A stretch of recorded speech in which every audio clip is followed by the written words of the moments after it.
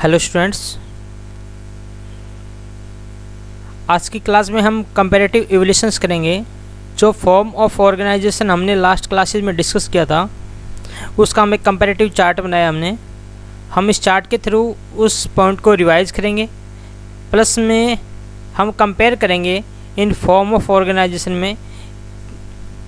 ठीक है, ये चार्ट आप अच्छे से याद कर लेना, क्योंकि अगर आप ये चार्ट याद करोगे तो आपको बहुत सारे क्वेश्चंस कवर हो जाएंगे। सोल प्रोप्राइटरशिप के का मीनिंग क्या है, फीचर्स क्या है, मेरिट डिमेरिट्स, इस हिसाब से पार्टनरशिप की, जॉइंट हिंदू फैमिली की, कोऑपरेटिव सोसाइटी की और कंपनी की। तो बहुत सारे क्वेश्चन का आंसर ये आपको चार्ट बनाएगा। तो मैं इस पर लिख रहा हूँ कि वेरी वेरी इंपॉर्टेंट। तो आई थिंक गलत नहीं होगा ये पॉइंट। देखिए, फर्स्ट हम बात करते हैं कंपैरिजन के कुछ बेस लेते हैं। फॉर्मेशन आपने पढ़ा होगा कि फॉर्मेशन मीन्स होता है रजिस्ट्रेशन। तो पहले देखिए, सोल प्रोप्राइटरशिप का रजिस्ट्रेशन कंपलसरी होता है क्या? इसका रजिस्ट्रेशन कंपलसरी नहीं होता। तो पहले तो मैं ये लिख रहा हूँ कि नो। और इसमें जो लीगल फॉर्मेलिटीज़ होती है, अगर थोड़ा बहुत कोई बिजनेस ऐसा है लाइक मेडिकल बिजनेस, तो वहाँ पे आपको क्या करना पड़ेगा, कुछ लीगल फॉर्मेलिटीज़ करनी पड़ेगी। लेकिन ये क्या है, बहुत ईजी है। पार्टनरशिप में आते हैं। पार्टनरशिप में रजिस्ट्रेशन है वो क्या है, ऑप्शनल है, और फॉर्मेशन प्रोसेस भी वेरी इजी है। जॉइंट हिंदू फैमिली में रजिस्ट्रेशन कंपलसरी नहीं है, लेस लीगल फॉर्मेलिटीज़, यहाँ पे बहुत कम फॉर्मेलिटीज़ होती है। जस्ट हमें एक फैमिली स्टैम्प बनाना पड़ता है, जिसमें हम जॉइंट हिंदू फैमिली के बारे में डिस्कस करेंगे। कोऑपरेटिव सोसाइटी, यहाँ पे आपने देखा था कि रजिस्ट्रेशन कंपलसरी होता है, और इसका एक्ट का नाम क्या होता है, मैं यहाँ पे लिख रहा हूँ 1912। कोऑपरेटिव सोसाइटी एक्ट 1912 के अंदर कोऑपरेटिव सोसाइटी को रजिस्ट्रेशन कराना कंपलसरी है। कंपनी में भी कंपलसरी है। कौन सा एक्ट है इसका? 2013, कंपनी एक्ट 2013। लेकिन इसकी जो प्रोसेस है वो क्या है, बहुत ज़्यादा प्रोसेस है, कॉम्प्लिकेटेड प्रोसेस है इन दोनों की, कोऑपरेटिव सोसाइटी की और कंपनी की। अगर मैं दोनों की बात करूं तो कंपनी में जो प्रोसेस है फॉर्मेशन की वो ज़्यादा टिपिकल है कंपेयर टू कोऑपरेटिव सोसाइटी। तो इस हिसाब से आप कंपैरिजन चार्ट बना के सीखेंगे तो बहुत जल्दी आप ग्रैब करोगे उस चीज़ को। मेंबर्स, अब सोल प्रोप्राइटरशिप में हमने पढ़ा था कि कितने मेंबर होते हैं, ओनली 1 मेंबर होता है। पार्टनरशिप में 2 और मैक्सिमम 50। हमने पढ़ा था 100 हो सकता है, लेकिन हम 50 लेंगे। ठीक है। जॉइंट हिंदू फैमिली बिजनेस कितने मेंबर होते हैं, इसका कोई लिमिट नहीं है, लेकिन मिनिमम कितने होने चाहिए, 2 होने चाहिए, जिसमें एक कर्ता होगा और एक कोऑपरेशनर्स होगा। ठीक है। कोऑपरेटिव सोसाइटी हमने पढ़ा था कि एटलीस्ट 10 एडल्ट मेंबर होने चाहिए, मैक्सिमम की कोई लिमिट नहीं है। और कंपनी हम अलग अलग बेस पे काम करेंगे। अगर कंपनी प्राइवेट है तो मिनिमम 2, मैक्सिमम 200, और अगर पब्लिक है तो मिनिमम 7 और maximum no limited means unlimited. तो ये मेंबर्स की बात हुई है। कैपिटल कंट्रीब्यूशंस मीन्स जो पैसा इन्वेस्ट करते हैं वो कितना होता है, लार्ज अमाउंट में होता है, शॉर्ट होता है, वो देखना आपको। लिमिटेड फाइनेंस, क्योंकि ये क्या सोल प्रोप्राइटरशिप है तो यहाँ पे लिमिटेड होगा। पार्टनरशिप भी लिमिटेड है, but more than can be raise in case of sole proprietorship. लेकिन कंपेयर टू सोल प्रोप्राइटरशिप इसका जो कैपिटल कंट्रीब्यूशन होता है वो कहीं ना कहीं ज़्यादा होता है। जॉइंट हिंदू फैमिली में आपको पता है एंसेस्ट्रल प्रॉपर्टीज होती है, जो हमारी पूर्वजों की प्रॉपर्टी होती है, उसको कवर किया जाता है। कोऑपरेटिव सोसाइटी में जो पर्सन होते हैं वो जनरली अपने बेनिफिट के लिए काम करते हैं, इसमें ज़्यादा पैसा नहीं लगाते हैं, क्योंकि हमने पढ़ा था कि बहुत सारे रीजन्स आते हैं पैसा इन्वेस्ट करने का, लो रेट ऑफ डिमांड। ठीक है ना। तो इस हिसाब से यहाँ पे ज़्यादा पैसा नहीं होता, यहाँ पे सिर्फ मेंबर्स होते हैं। तो मेंबर्स के पास पैसा क्या होता है, बहुत कम होता है, तो यहाँ पे रिसोर्स क्या होता है, लिमिटेड होता है। But in case of company there are large number of share holder. ठीक है। And all over the world, पूरे वर्ल्ड में हमारे शेयर होल्डर फैले होते हैं, तो इसलिए हमारे पास जो फाइनेंस रिसोर्स होता है वो एक लार्ज फंड होता है। ठीक है। लाइबिलिटी हमने पढ़ा था कि सोल प्रोप्राइटरशिप की लाइबिलिटी क्या है, अनलिमिटेड है, और पार्टनरशिप की भी क्या है, अनलिमिटेड है। लेकिन ये जॉइंट वर्ड है, joint means every partner is responsible for firm and all partner.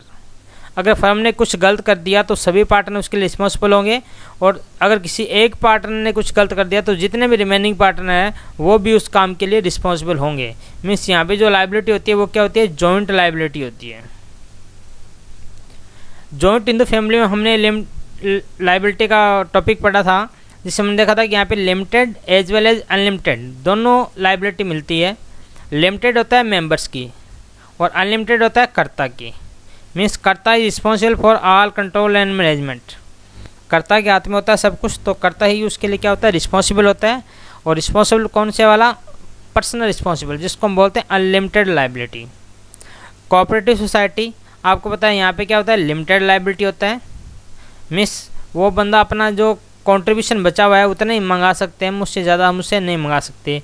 And in company also there are liability of limited. ठीक है, तो ये हमारे 4 पॉइंट हो चुके हैं, फर्स्ट, सेकंड, थर्ड, फोर्थ। तो आप साथ साथ करिएगा अच्छे से समझ के।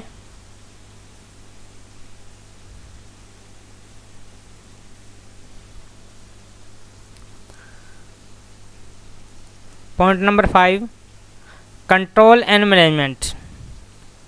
देखो, सोल प्रोप्राइटरशिप में कौन कंट्रोल करता है, ओनर, क्योंकि सिंगल पर्सन होता है। Owner takes all decisions, quick decision making. सारे डिसीजंस कौन लेता है, ओनर लेता है, क्योंकि वहाँ पे सिंगल पर्सन है।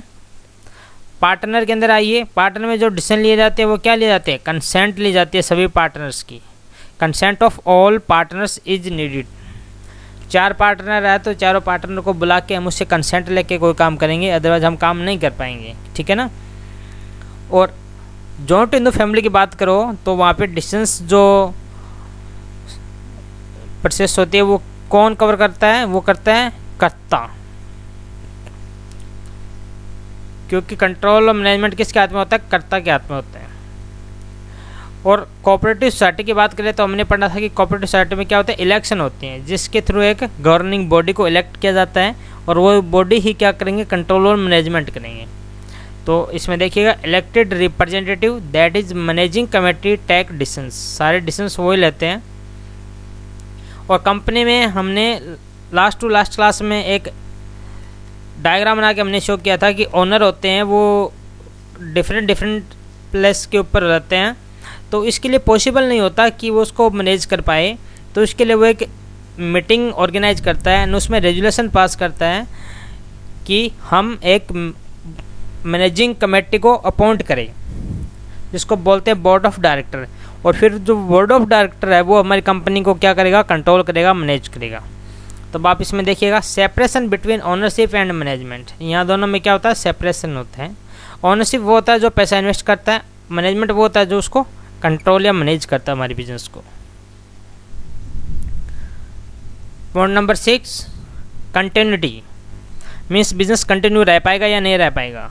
देखिएगा, sole proprietorship firm, unstable business and owner regarded as one, दोनों एक ही होते हैं। अगर ओनर कहीं जाना हो गया उसको तो पीछे से उसका बिजनेस बंद हो जाएगा, मीन्स यहाँ पे कंटिन्यूटी नहीं रह पाती। More stable but affected by status of partner, more stable means compare to sole proprietorship इतना ज़्यादा स्टेबल नहीं होता, लेकिन सोल प्रोप्राइटरशिप के कंपैरिजन में कहीं स्टेबल ज़्यादा होता है वो। लेकिन ये डिपेंड करता है हमारे पार्टनर का स्टेटस पे। अगर हमारे पार्टनर चले गए, 2 पार्टनर है, दोनों में से एक चला गया तो हमारी पार्टनरशिप एंड हो जाएगी। ठीक है। और इस केस में करते हैं जॉइंट इन द फैमिली में। जॉइंट इन द फैमिली देखिए, बिजनेस कंटिन्यू चलता रहता है। हमने पढ़ा था कि जो नेक्स्ट एल्डर मेल मेंबर होता है वो उसका कर्ता बनता जाता है, और ये प्रोसेस कंटिन्यू चलती रहती है। ठीक है।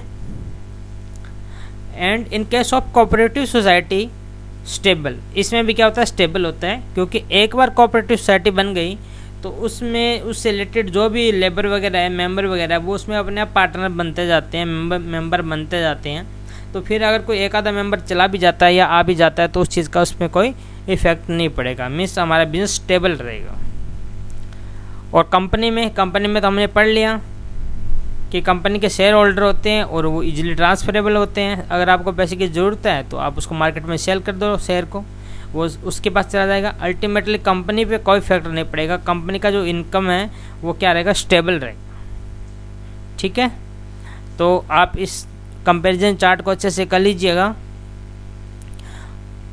क्योंकि कंपैरिजन चार्ट अगर आप कर लेते हो तो आई थिंक कि आपका पीछे का हमने जो भी क्लासेस में कवर किया था वो आपको एक तो रिवीजन हो जाएगा अच्छा, दूसरा इसमें हमें अलग अलग पॉइंट देखने को मिलेंगे जो फीचर्स के भी है, एडवांटेज के भी है, डिसएडवांटेज के भी है। तो ओके स्टूडेंट्स, आई थिंक कि आपको क्लियर आ गया होगा। आप इस पर ज़रूर ध्यान रखना, कंपैरेटिव चार्ट को अच्छे से याद कर लेना, क्योंकि एक क्वेश्चन ये कम से कम 5 to 10 क्वेश्चन बनाएगा कंपैरिजन चार्ट। तो ओके स्टूडेंट्स, ठीक है, मिलते हैं नेक्स्ट क्लास में।